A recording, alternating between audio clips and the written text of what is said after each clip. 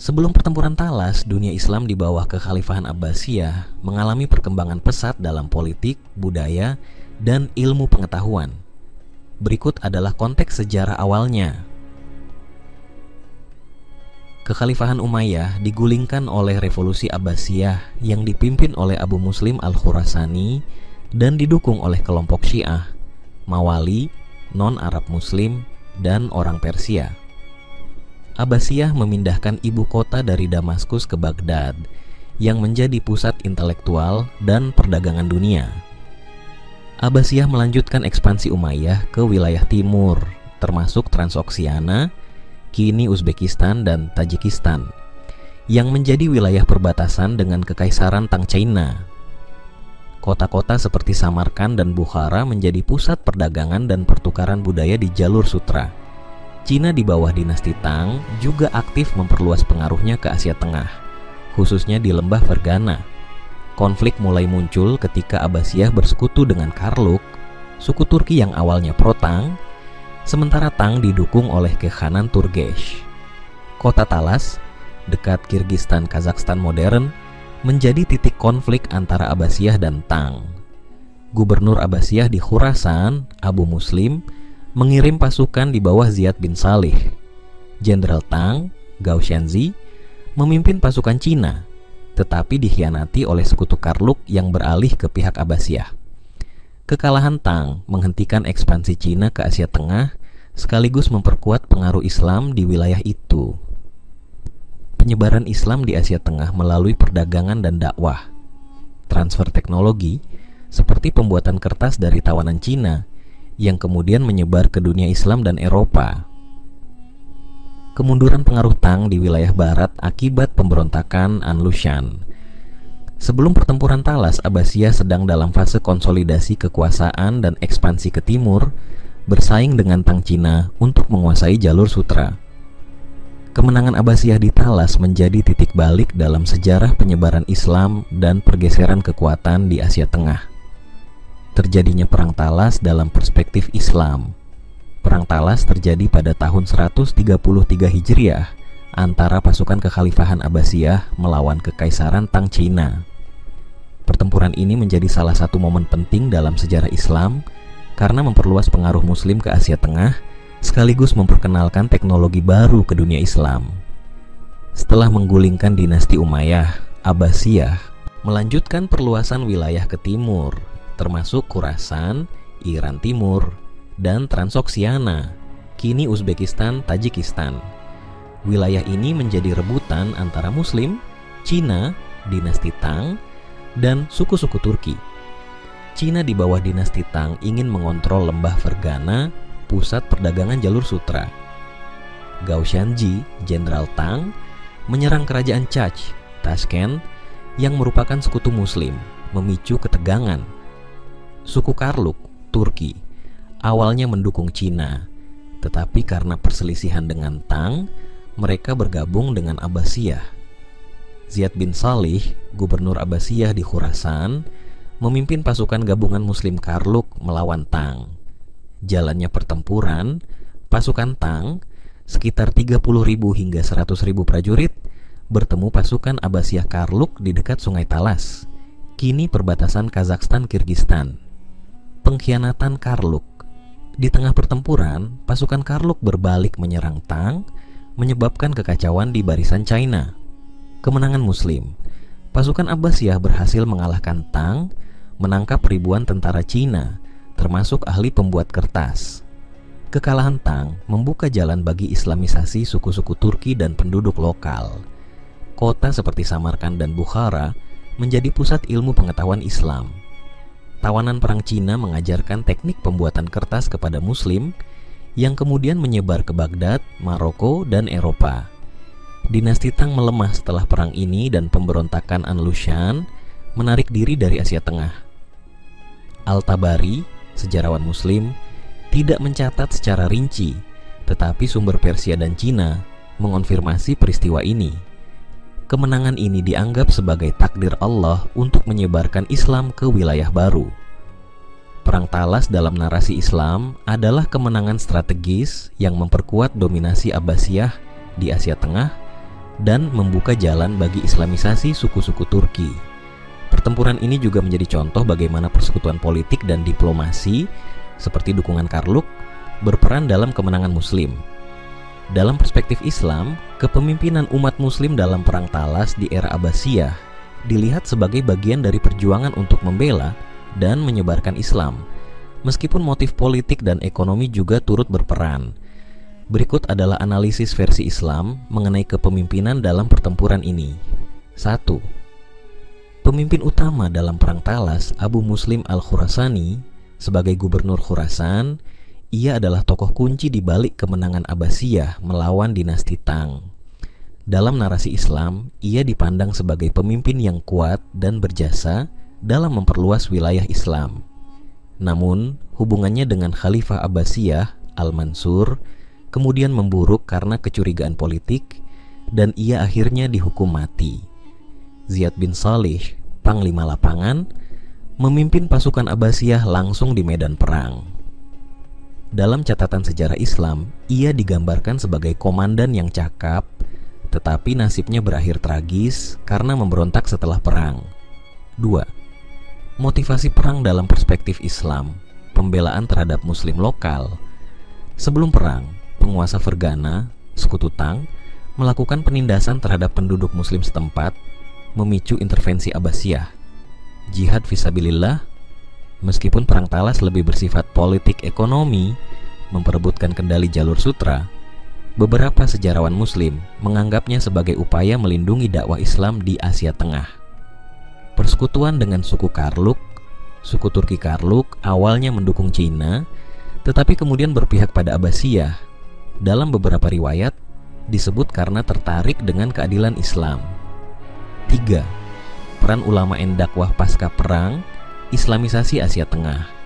Kemenangan Abbasiyah membuka jalan bagi penyebaran Islam di wilayah ini, terutama di kalangan bangsa Turki. Transfer ilmu and teknologi, tawanan perang Cina yang ahli pembuatan kertas membawa teknologi baru ke dunia Islam, mendorong perkembangan ilmu pengetahuan di Baghdad. 4. Pelajaran dari kepemimpinan Islam dalam Perang Talas, keseimbangan antara politik dan dakwah. Abbasiyah menggunakan kekuatan militer untuk kepentingan strategis, tetapi dampaknya justru memperluas pengaruh Islam. Persatuan umat, kerjasama antara Arab, Persia, dan suku Turki seperti Karluk menunjukkan bahwa Islam mampu menyatukan berbagai bangsa. 5. Catatan kritis dalam narasi Islam, tidak termasuk perang jihad. Utama, Perang Talas jarang disebut dalam literatur klasik Islam sebagai perang suci, berbeda dengan misalnya Perang Badar atau Qadisiyah. Motif kekuasaan versus dakwah. Sebagian sejarawan Muslim, seperti Al-Tabari, lebih menekankan aspek politik Abbasiyah daripada misi keagamaan. Kepemimpinan Muslim dalam Perang Talas mencerminkan strategi politik Abbasiyah yang juga berdampak positif bagi penyebaran Islam. Meskipun tidak murni perang agama, kemenangan ini membantu konsolidasi kekuatan Muslim di Asia Tengah dan menjadi pintu masuk Islam ke bangsa Turki dan China.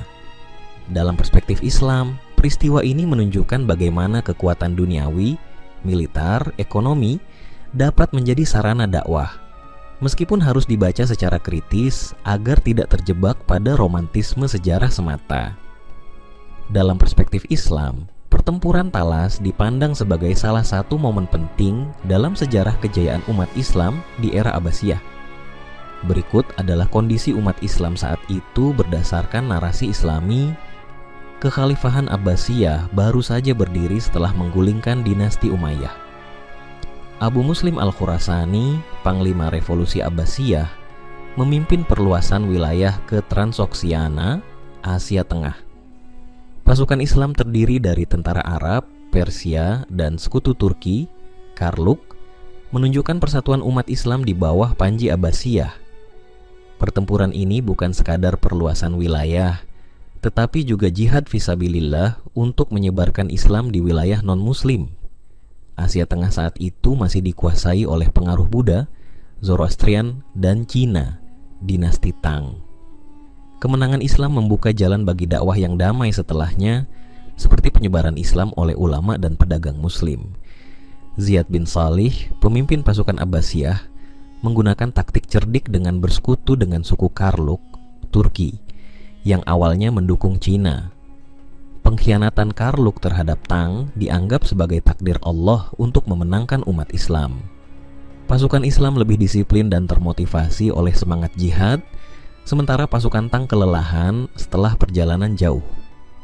Sejarawan muslim seperti Al-Tabari dan Ibn Athir mencatat bahwa kemenangan di Talas adalah pertolongan Allah kepada kaum muslimin. Kelemahan pasukan Tang, seperti persediaan logistik yang buruk, dianggap sebagai bentuk bantuan gaib dari Allah untuk Islam. Penyebaran Islam di Asia Tengah. Setelah Talas, banyak suku Turki dan penduduk setempat memeluk Islam, dimulai dari bangsa Karluk. Transfer ilmu pengetahuan. Tawanan perang Cina yang ahli pembuatan kertas membawa teknologi ke dunia Islam, yang kemudian berkembang pesat di Baghdad dan Samarkand. Kejatuhan pengaruh Tang. Kekalahan Cina melemahkan kekuasaannya di Asia Tengah, membuka jalan bagi dominasi Islam. Persatuan umat. Kemenangan dicapai karena kerjasama antara Arab, Persia, dan Turki. Kepemimpinan yang cerdas. Strategi Abu Muslim dan Ziyad bin Salih menunjukkan pentingnya kebijaksanaan dalam perang. Kehendak Allah sebagai penentu kemenangan. Umat Islam percaya bahwa kemenangan di Talas adalah takdir Allah untuk memperluas dakwah Islam.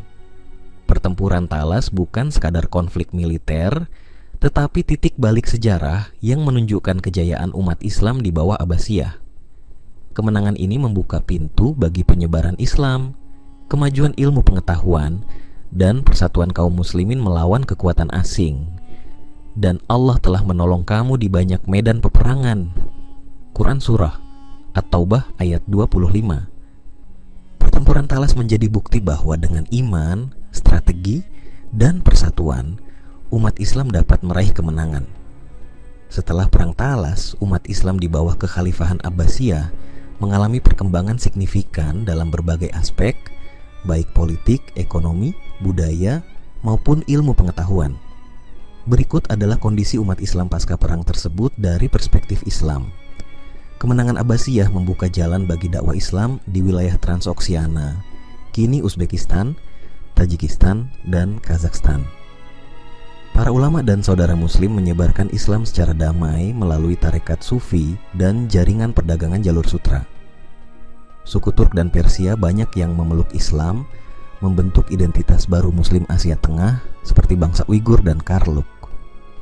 Tawanan perang Cina yang ahli pembuatan kertas membawa teknologi ini ke Samarkand, lalu menyebar ke Baghdad, Damaskus, dan Eropa. Khalifah Al-Mansur dan Harun Al-Rashid mendorong penerjemahan karya Yunani, Persia, dan India ke bahasa Arab. Baitul Hikmah menjadi pusat keilmuan dunia, memajukan matematika, astronomi, kedokteran, dan filsafat. Abbasiyah menguasai rute perdagangan penting antara Cina, India, dan Eropa. Kota-kota seperti Baghdad, Bukhara, dan Samarkand menjadi pusat perdagangan internasional. Abbasiyah menjalin hubungan baik dengan dinasti Tang Cina pasca perang, memicu pertukaran budaya.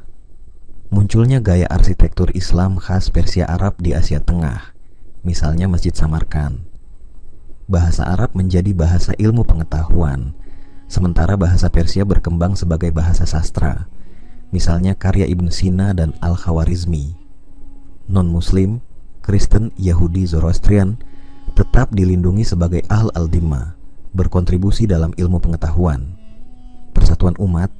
Kemenangan di Talas memperkuat keyakinan umat Islam akan pertolongan Allah. Quran Surah Al-Anfal ayat on.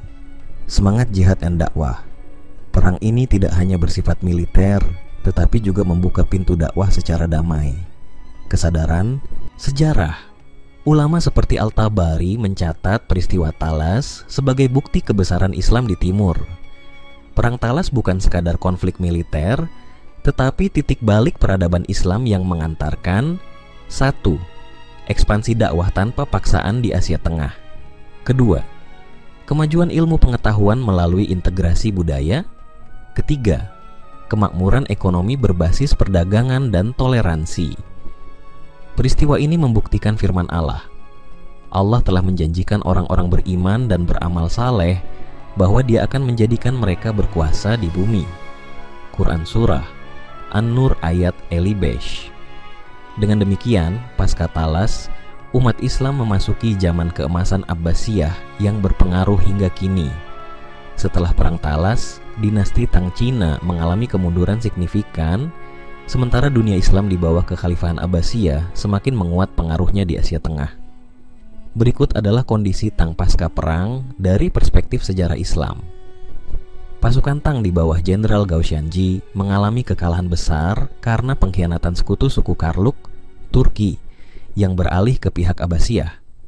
Kekalahan ini mengakhiri ekspansi Cina ke barat dan memaksa Tang menarik pasukan dari Transoksiana, kini Uzbekistan dan Tajikistan. Abbasiyah mengambil alih kendali perdagangan jalur sutra, sementara pengaruh politik dan militer Tang menyusut di Asia Tengah. Kekalahan di Talas memperburuk krisis internal Tang, terutama karena ketergantungan pada tentara bayaran asing, Turki, Sogdian, dan lain-lain. Pada 755 Masehi, An Lushan, jenderal keturunan Sogdian Turki, memberontak dan menduduki ibu kota Chang'an, memicu perang saudara selama 8 tahun. Pemberontakan ini melemahkan dinasti Tang secara ekonomi dan militer, mengurangi kemampuan mereka untuk membalas kekalahan di Talas. Setelah Talas, Abbasiyah menguasai rute perdagangan utama, sementara Cina kehilangan akses ke pasar Asia Tengah. Umat Islam, termasuk pedagang Persia dan Arab, mendominasi perdagangan di Kashgar, Samarkand, dan Bukhara. Budaya dan teknologi Islam, misalnya kertas, astronomi, kedokteran, mulai masuk ke China melalui interaksi ini. Salah satu dampak tidak langsung Perang Talas adalah penyebaran teknologi kertas dari China ke dunia Islam. Tawanan perang China yang ahli pembuatan kertas dibawa ke Samarkand, di mana industri kertas pertama di dunia Islam didirikan. Dari sana, kertas menyebar ke Baghdad, pusat ilmu Abbasiyah, dan kemudian ke Eropa, revolusionisasi penulisan dan administrasi. Meskipun kalah di Talas, China dan Abbasiyah tetap menjalin hubungan dagang. Catatan Arab, seperti laporan Sulaiman Al-Tajir, menyebutkan bahwa Tang masih menjadi kekuatan ekonomi besar meski sedang melemah. Muslim mulai menetap di pelabuhan Cina, Kanton Guangzhou, sebagai pedagang, membentuk komunitas awal Islam di Cina. Kekalahan Tang di Talas adalah pukulan telak bagi dominasi Cina di Asia Tengah, sementara Abbasiyah bangkit sebagai kekuatan baru. Pemberontakan An Lushan mempercepat kemunduran Tang, membuat mereka tidak mampu membalas kekalahan. Islam mulai menyebar di Asia Tengah, dan transfer teknologi, seperti kertas, memperkaya peradaban Abbasiyah. Meski perang terjadi, hubungan dagang Cina-Islam tetap berlanjut, membuka jalan bagi penyebaran Islam lebih jauh ke timur. Dari perspektif Islam, Perang Talas adalah titik balik yang mengubah peta geopolitik Asia dan mempercepat integrasi budaya antara dunia Islam dan China. Dampak Perang Talas bagi dunia Islam di era Abbasiyah. Pertempuran Talas antara kekhalifahan Abbasiyah dan dinasti Tang Cina memiliki dampak besar bagi perkembangan peradaban Islam, baik dari segi politik, budaya, maupun ilmu pengetahuan. Berikut adalah dampaknya dari perspektif Islam. Kemenangan Abbasiyah dan sekutu Turki mereka, Karluk, memperluas pengaruh Islam ke Transoksiana, kawasan Uzbekistan, Kazakhstan, dan Kirgistan modern. Banyak suku Turki di Asia Tengah yang kemudian memeluk Islam, membuka jalan bagi berdirinya kekuatan Islam seperti Kekhanan Karakhanid, abad ke-10, yang menjadi kerajaan Turk pertama yang resmi memeluk Islam. Kota-kota seperti Samarkand, Bukhara, dan Tashkent menjadi pusat keilmuan dan perdagangan Islam. Penemuan kertas. Tawanan perang Cina yang ahli pembuatan kertas membawa teknologi ini ke Samarkand, lalu menyebar ke Baghdad dan dunia Islam. Dampak. Produksi buku meningkat pesat, mempercepat perkembangan ilmu pengetahuan, termasuk terjemahan karya Yunani dan Persia. Pengembangan perdagangan. Jalur sutra semakin ramai, memperkaya ekonomi Abbasiyah, dan memperluas jaringan dagang Muslim hingga Cina. Kekalahan Tang di Talas melemahkan pengaruh Cina di wilayah barat, sementara Abbasiyah menguat. Pemberontakan Anlushan di Cina membuat dinasti Tang menarik diri dari Asia Tengah, memberi ruang bagi Islam untuk berkembang tanpa tantangan serius dari timur. Meski terjadi perang, hubungan Abbasiyah Cina tidak sepenuhnya terputus. Catatan sejarah Islam dan Cina menyebutkan adanya utusan dagang dan diplomatik antara kedua kekaisaran pasca Talas. Pedagang Muslim seperti Sulaiman Al-Tajir mulai menetap di pelabuhan Cina, menjadi cikal bakal komunitas Hui, Muslim Cina. Kemenangan ini menunjukkan kekuatan militer Abbasiyah di perbatasan timur, meskipun fokus utama kekhalifahan tetap di Baghdad. Wilayah Khurasan, Iran Timur, dan Asia Tengah menjadi basis penting bagi dinasti-dinasti Islam selanjutnya, seperti Samaniyah dan Ghaznawiyah. Islamisasi Asia Tengah melahirkan banyak ulama dan ilmuwan hebat seperti Imam Al-Bukhari, penulis Sahih Al-Bukhari, lahir di Bukhara.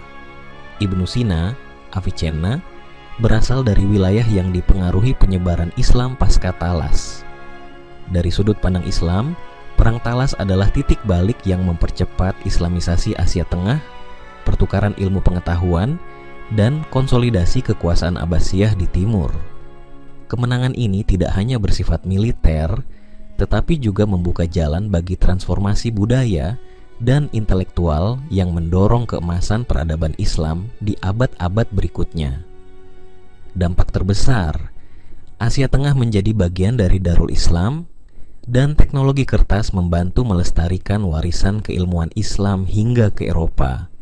Hikmah di balik kemenangan umat Islam dalam Perang Talas. Perspektif Islam.